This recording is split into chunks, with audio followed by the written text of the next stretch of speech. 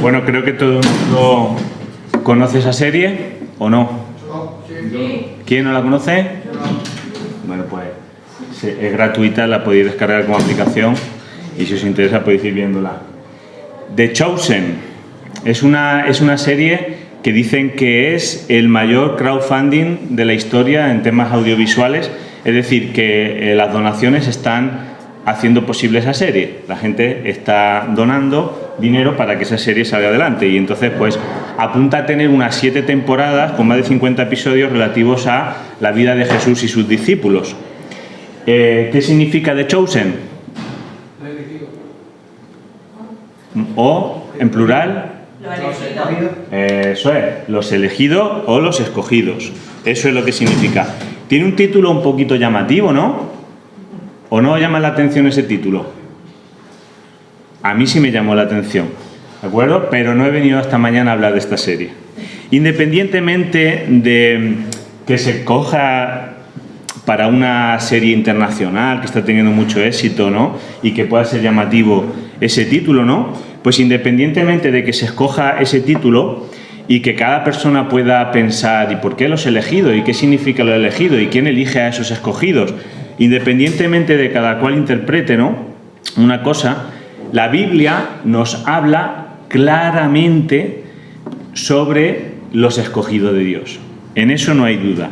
La doctrina de la elección es indiscutiblemente bíblica y no es precisamente difícil de encontrar en la Escritura textos, versículos, que estos de aquí son tan solo una muestra de que Dios, desde la eternidad, ha escogido personas para salvarlas. Algunas personas pueden decir, pues a mí no me gusta mucho el tema ese de la predestinación y la elección y eso. A mí eso la verdad es que no me llama la atención. No me gusta mucho, incluso algunos pueden llegar a decir, yo no creo mucho en eso. Bueno, es un tema bíblico, 100% bíblico. Y el problema es que no es que no te guste ese tema. A lo mejor a esa persona lo que no le está ocurriendo en su vida es que no está disfrutando, no se está gozando de la elección. Y a lo mejor necesita un impulso para gozarnos de lo que eso significa. Estamos en Romanos, estamos en la epístola a los Romanos, estamos en el capítulo 9, allá por el versículo 14. Hoy no vamos a ver desgranado en sí unos versículos, sino a modo general. Entonces, vamos a ver de los versículos 14 al 18 qué es la idea general más importante, ¿no? Y también lo que eso ha generado en la historia. Pero sobre todo, quedémonos también con la idea de eso, por favor, de que estemos disfrutando, gozándonos de lo que nuestro Dios, el Dios bendito de los cielos y la tierra, ha hecho desde la eternidad y cómo su gloria y el poder de sus atributos se están desplegando en cada uno de sus hijos, en los que Él, con esa bendición celestial, quiso bendecirlos con la salvación, ¿no? Y que esta doctrina nos conforte el alma, nos dé consuelo, nos dé seguridad de salvación, y que afirme ese privilegio de ser hechos hijos de Dios por medio de Jesucristo. Entonces, versículo 6 hasta el 18, pero más concreto no, los primeros los leo hasta el 14 para que tengamos contexto a partir del 14. No que la palabra de Dios haya fallado. Eso es algo importantísimo que Pablo está señalando en el capítulo 9. A pesar de lo que podamos ver con la nación de Israel en sí, Dios no ha fallado. Punto número 1, dice, porque no todos los que descienden de Israel son verdaderos israelitas, ni por ser descendientes de Abraham son todos hijos, sino en Isaac te será llamada descendencia. Esto es, no los que son hijos según la carne son los hijos de Dios, sino que los que son hijos según la promesa son contados como descendientes, como verdaderos hijos de Dios. Porque la palabra de la promesa es esta, por este tiempo vendré y Sara tendrá un hijo. Y no solo esto, sino también cuando Rebeca concibió de uno, de Isaac nuestro padre, pues no habían aún nacido ni habían hecho aún ni bien ni mal, para que el propósito de Dios conforme a la elección permaneciese, y lo voy a repetir porque esto es el meollo de la cuestión, pues no habían aún nacido ni Jacob ni Esaú, no habían nacido ni habían hecho aún ni bien ni mal, para que el propósito de Dios conforme a la elección permaneciese, no por obras, sino por el que llama. Se le dijo: el mayor servirá al menor, como está escrito: a Jacob amé, mas a Esaú aborrecí. Entonces, versículo 14, dice Pablo a su lector imaginario. El lector imaginario somos tú y yo, y nos dice: ¿qué pues diremos? ¿Qué vas a decir a todo esto que acabo de enseñar que dice la palabra? ¿Que hay injusticia en Dios? Esa pregunta ¿es que hay injusticia en Dios por la elección que Dios ha hecho para salvación de unos? Y la respuesta de Pablo es contundente, dice: en ninguna manera. Pero miro ahora cómo Pablo desarrolla su respuesta. Pues a Moisés dice: tendré misericordia del que yo tenga misericordia y me compadeceré del que yo me compadezca.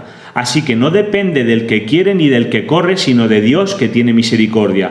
Porque la Escritura dice a Faraón: para esto mismo te he levantado, para mostrar en ti mi poder y para que mi nombre sea anunciado por toda la tierra, de manera que de quien quiere tiene misericordia y al que quiere endurecer, endurece.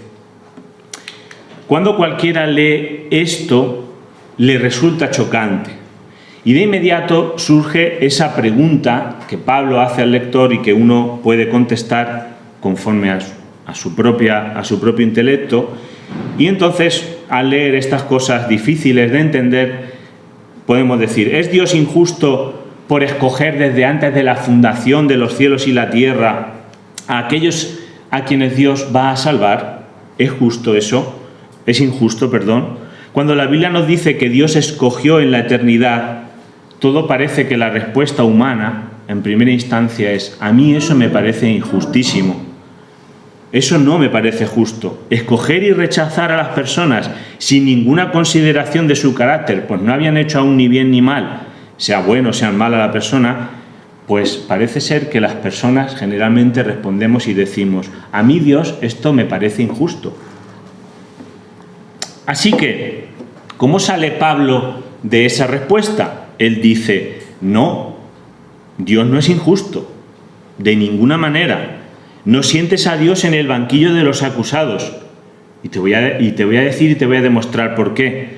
Porque con Moisés y con Faraón, él toma un ejemplo, te dice: la elección no es un asunto de justicia. Él dice: la elección es un asunto no de esto, no de lo que se te viene a tu mente, yo creo que eso es injusto. Lo primero que debemos pensar cuando hablamos de la elección bíblica es que es un asunto de gracia, de misericordia, de la compasión de Dios en la eternidad. Entonces no es un asunto de justicia, es un asunto de la gracia de Dios. Y al final iremos rescatando esta nota o esta base tan sólida, ¿no?, que nos da el texto. Históricamente la elección ha sido un tema de debate en la Iglesia y lo seguirá siendo.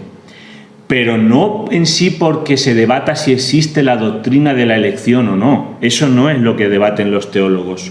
Los teólogos aceptan que hay una elección de Dios en la eternidad. La Biblia es muy clara acerca de eso.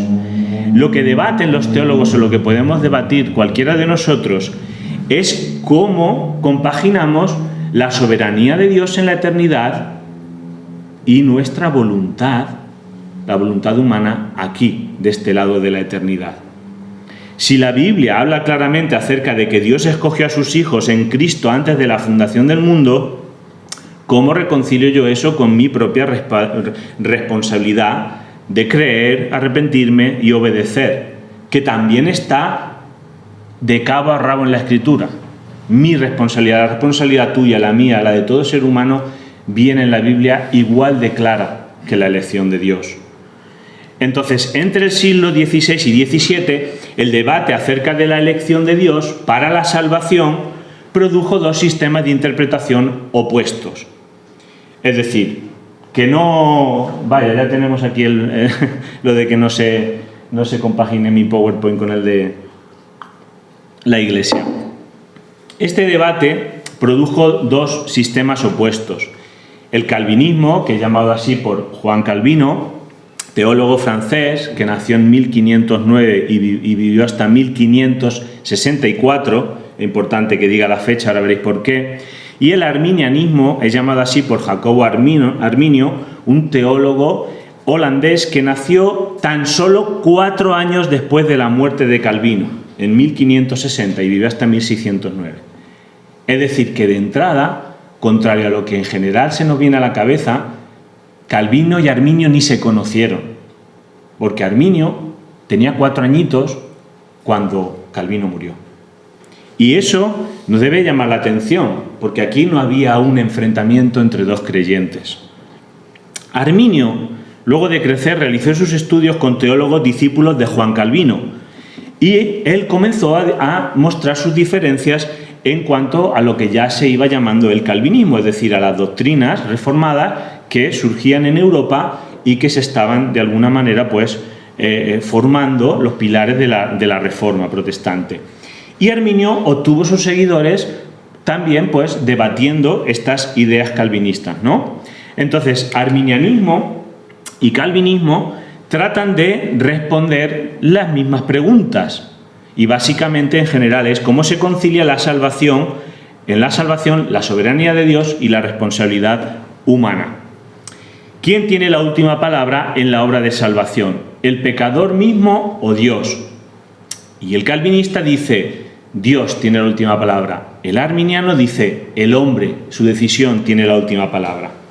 Ambos sistemas teológicos creen en la elección de Dios, pero son opuestos en el razonamiento y en la interpretación de determinados versículos de la palabra. En cuanto a cómo se produce ese proceso en la conversión, en la elección y en todo el proceso de la salvación. Es decir, cómo se hace efectiva la soberanía de Dios en la eternidad y el proceso de la salvación aquí en la tierra. Y lo importante, hermanos, es que ambos sistemas teológicos enfatizan que la salvación es solo por la gracia a través de la fe y el arrepentimiento. Y ambos sistemas se respetan y se deben respetar en tanto en cuanto ambos creen el mismo evangelio. ¿Amén? Eso es importantísimo. Ambos sistemas se pueden sintetizar y comparar en 5 puntos, que fueron el resumen de la controversia que se generó en torno a esa fecha, 1600, y que en 1618-1619 dio lugar durante 6 meses a un sínodo en Dordrecht que se llama el Sínodo o los Cánones de Dort, que son la respuesta calvinista a ese modo diferente y opuesto de pensar de Arminio. Entonces se dan 5 puntos que son llamados los 5 puntos del calvinismo o de las doctrinas de la gracia, de la reforma, de los que se llaman reformados. Y lo que vamos a hacer es ver lo más brevemente posible esos 5 puntos, los vamos a contrastar entre sí, ¿de acuerdo? De la manera más abierta posible. Entonces, contrastando estos puntos, empezando por el primero, ¿cómo y cuánto ha afectado el pecado al ser humano? La Biblia dice que el ser humano, después de la caída, está muy muerto en sus delitos. Ahora, ¿cuánto ha afectado esa muerte espiritual? Porque, oye, yo veo a la gente viva, pero la Biblia nos dice que hay una muerte espiritual. Entonces, ¿qué significa? Pues el primer punto es la depravación del hombre tras la caída. Entonces, el calvinismo sostiene una total o radical depravación del hombre después de la caída, que ha afectado de raíz a la totalidad del ser humano en todas nuestras áreas de nuestro ser. Mientras que el arminianismo dice que la depravación es parcial. La depravación total o radical, que es la postura calvinista, asegura que cada aspecto de la humanidad está contaminado por el pecado hasta el punto de que los seres humanos ni siquiera pueden venir a Dios por sí mismos, por su propia voluntad. Ni quieren ni pueden, decía Calvino, y dice este aspecto. Dice, a menos que Dios, el Espíritu Santo, les atraiga primero. Y la depravación parcial, que es la postura arminiana, dice que cada aspecto de la humanidad está contaminado de manera parcial, de tal manera que no hasta el extremo de que voluntariamente una persona decide o no decide creer en el Evangelio y recibir a Cristo. En general, los arminianos creen que el pecador tiene la habilidad común a la humanidad dada por Dios para elegir la salvación o rechazarla. El segundo punto es la elección de Dios. Ambos sistemas creen en la predestinación y la elección de Dios, pero toman perspectivas diferentes. El calvinismo cree en una elección incondicional de Dios en la eternidad, para que el hombre pueda venir a la salvación, mientras que el arminianismo dice que la elección es condicionada al ser humano. ¿Qué significa? La elección incondicional calvinista sostiene que Dios elige individuos para salvarlos basados enteramente en su soberana voluntad, sin tener que ver nada inherentemente al individuo, ni a ti, ni a mí, ni a Jacob, ni a Esaú. La elección condicional dice que Dios elige a los individuos para la salvación basado en su preconocimiento, en su omnisciencia y su preconocimiento de quienes escogerán venir a Cristo por su propia voluntad, sin la obra del Espíritu Santo, por la voluntad humana. En tercer lugar, la expiación limitada o la expiación ilimitada, es decir, cuál es la efectividad de la crucifixión de Cristo. ¿Alcanza a toda la humanidad o alcanza a los escogidos de Dios en la efectividad? El calvinismo sostiene que la expiación es limitada en su alcance a la humanidad, o sea que la redención o el rescate de Dios es por un número determinado de personas concretas escogidas en la eternidad por Dios, mientras que el arminianismo dice que la expiación es ilimitada. Comúnmente este es el punto que quizá más se ha discutido de todos, aunque todos están entrelazados. Es difícil separarlos porque todos se van entrelazando. Pero la expiación limitada entiende que Jesús solo murió por los elegidos de Dios desde la eternidad. Sí, Jesús se entregó en el mundo y para el mundo, pero su muerte es efectiva para sus escogidos, para los suyos, para los que vino a salvar. En cambio, la expiación ilimitada arminiana es la creencia de que Jesús murió por toda la humanidad, pero que su muerte expiatoria por el pecado no tiene efecto hasta que cada persona decida creer en Jesucristo. El cuarto elemento es sobre la gracia de Dios y se refiere a si la gracia de Dios es irresistible por el ser humano o es resistible por el ser humano. Gracia de Dios irresistible cuando escuches el Evangelio o resistible. El calvinismo comprende la creencia de que la gracia de Dios es irresistible para los escogidos de Dios que creerán al Evangelio y el resto de la humanidad la rechazarán. El arminianismo dice que cualquier persona de toda la humanidad puede resistir o rechazar la gracia de Dios. Toda la humanidad puede rechazar la gracia de Dios. El calvinismo dice los escogidos no pueden rechazar la gracia de Dios porque ya han sido escogidos y el Espíritu Santo los tocará y vendrán cuando les llamen por el Evangelio, por el llamado. ¿Cómo dice Arminio que toda la humanidad puede resistir al Evangelio? Mediante el concepto de que el libre albedrío le da a todo ser humano la capacidad de responder a Dios que no, o la capacidad de responder a Dios que sí. Es decir, según Arminio, Jesús podría haber muerto desde la posibilidad de que nadie se salve y todo el mundo lo rechace, hasta el extremo de que toda la humanidad se salvara. De manera que la decisión final de la salvación está en manos del hombre y no en las manos de Dios. En cambio, el calvinismo entiende que la gracia de Dios es irresistible para los escogidos y que cuando son llamados mediante el Evangelio, la persona llegará a la salvación. La gracia irresistible entiende respecto a la predicación del Evangelio que muchos son los llamados en el mundo, pero pocos los escogidos. De manera que la decisión final de la salvación está en las manos de Dios y no en las manos del hombre. El quinto y último punto de esta discusión: la perseverancia de los santos y la seguridad de salvación. Para la preservación y seguridad de salvación. Es decir, que la salvación se pueda perder o que la salvación, una vez que uno se convierte, no se pierda. El calvinismo cree en la perseverancia de los santos, que nunca se perderán, mientras que el arminiano sostiene que la salvación está condicionada a la vida del creyente y a su propia decisión, y se puede perder y decirle a Dios otra vez que no. La perseverancia de los santos es el concepto de que una persona que ha sido elegida por Dios recibe el Evangelio y el Espíritu Santo para salvación y perseverará en la fe hasta que Él muera y Cristo regrese. Y nunca negará a Cristo o nunca se apartará de la salvación. El Señor acabará la obra que comenzó.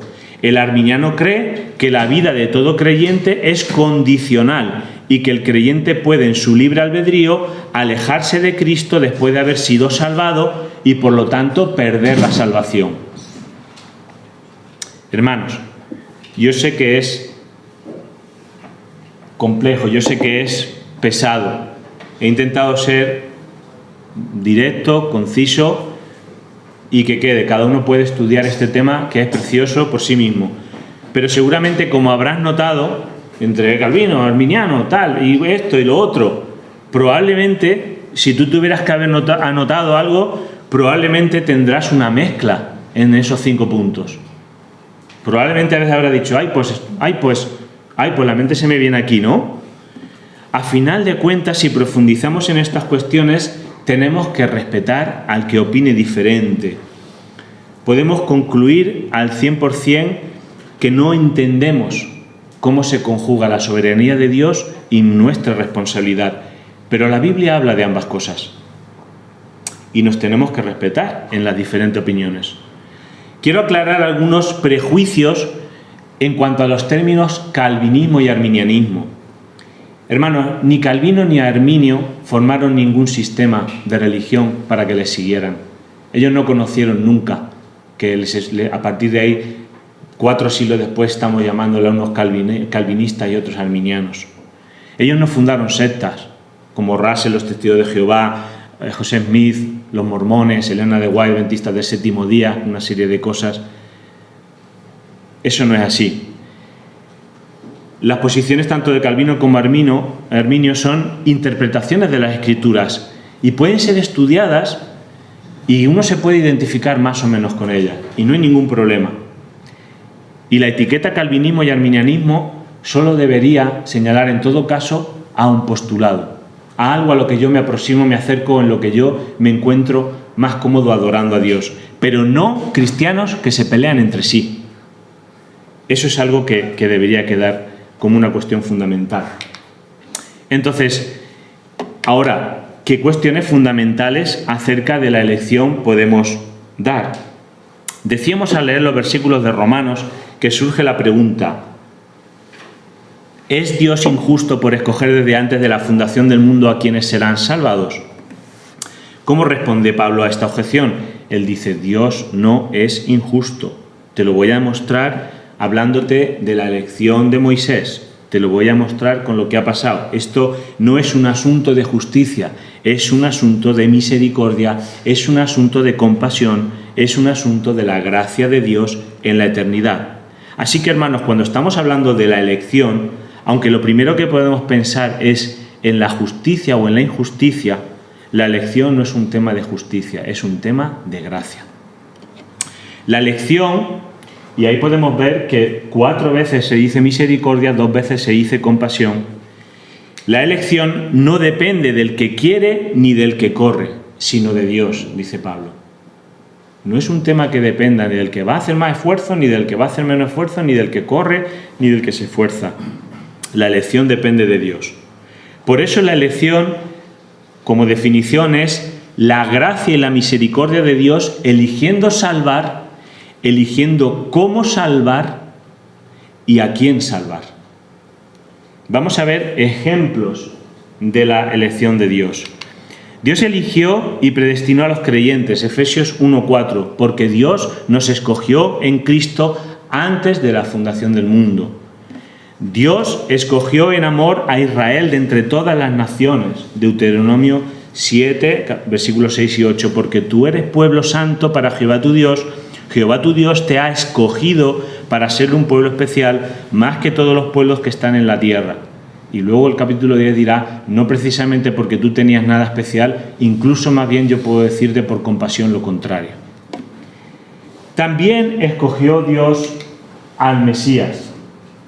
Dice primera de Pedro 1, 18, 20, sabiendo que fuisteis rescatados de vuestra vana manera de vivir, con la sangre preciosa de Cristo, como de un cordero sin mancha y sin contaminación, ya destinado desde antes de la fundación del mundo, pero manifestado en los postreros tiempos por amor a vosotros. Cristo, Padre, Hijo y Espíritu Santo, el Hijo destinado desde antes de la fundación del mundo para la salvación de los escogidos.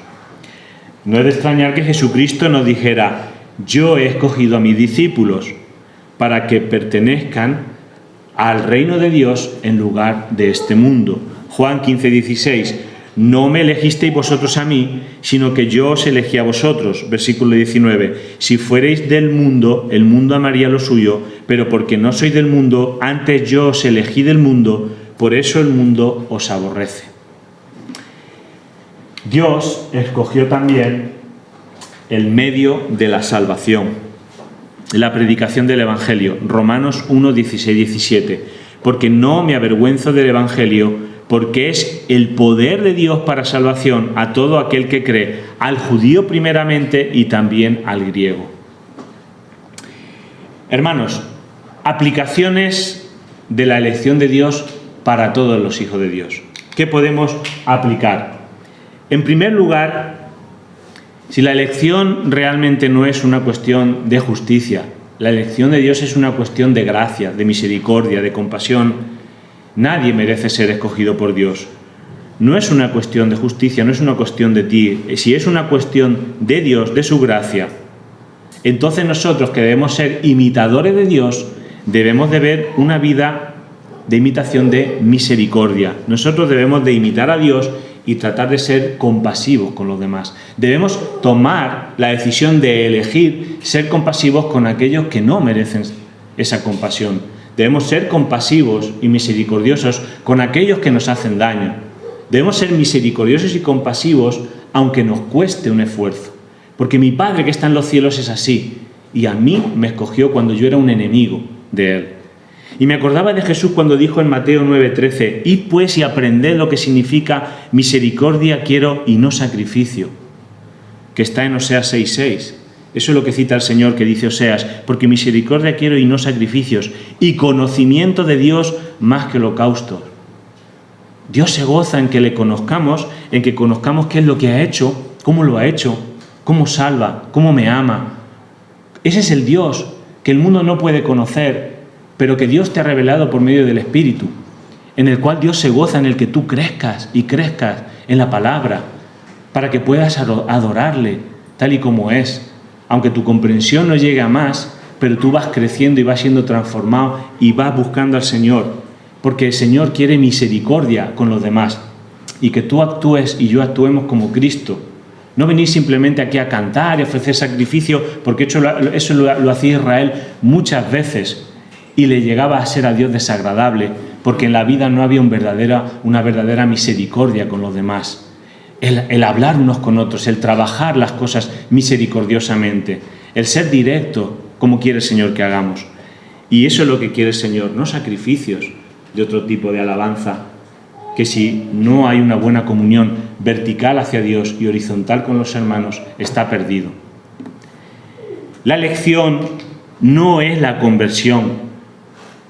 La conversión es el momento en que una persona es transformada por el Espíritu Santo, por el arrepentimiento y por la fe, cree en el Señor Jesús y a partir de ahí hay una salvación. Hay un momento de conversión, pero la elección no es simplemente la conversión. La elección tiene unos propósitos eternos en la salvación. Y aquí yo quiero dejar al menos 4. El primer propósito es hacernos santos y sin mancha. Efesios 1:4 dice, según nos escogió en Él antes de la fundación del mundo. Mis hermanos, Pablo, dame algo práctico. Y bueno, ¿y para qué quiero yo saber si Dios me eligió desde antes? Para que fuese santo y sin mancha delante de Él. Para que tú ya empieces a buscar santidad y justicia de Dios. Y empieces a quitarte esas manchas de ti. A través de lo que te dicen otros hermanos, a través de lo que Dios está haciendo en tu vida, a través de los errores que estamos teniendo. Y el Señor va quitando capas, va puliendo para hacernos más semejantes a Cristo. En segundo lugar, Dios nos escogió para afirmar la seguridad de salvación, para que esté escrito en la palabra de Dios que lo que Dios hace lo hace al 100%, que no hay titubeos con lo que Dios hace. Y que cuando Jesucristo nos dice en Juan capítulo 10, versículo 27, dice, mis ovejas oyen mi voz y yo las conozco y me siguen. Y yo les doy vida eterna, no para que la estén perdiendo y ganando, sino que yo les doy vida eterna y no perecerán ya jamás, ni nadie las arrebatará de mi mano, porque mi Padre que me las dio es mayor que todos. ¿Cuándo le dio el Padre al Hijo las ovejas? Antes de que las ovejas fueran. Él me las dio y es mayor que todos. Y nadie las puede arrebatar. Yo y el Padre uno somos. Una misma unidad, un mismo Dios. Eso nos da seguridad. Hay gente que camina en su vida cristiana y no tiene seguridad diaria. Y es una pena porque la palabra de Dios te da seguridad. En tercer lugar, la elección la hizo Dios para conformarnos a la imagen de Cristo. Tiene un propósito eterno. No solo tiene un propósito aquí en la tierra, tiene un propósito eterno. Y yo me alegro de que Carlos haya leído Romanos 8, 29, 30, de esos versos anteriores, y ahora digo en 29, 30, porque a los que antes conoció, también los predestinó para que fuesen hechos conforme a la imagen de su Hijo, para que Él sea el primogénito entre muchos hermanos.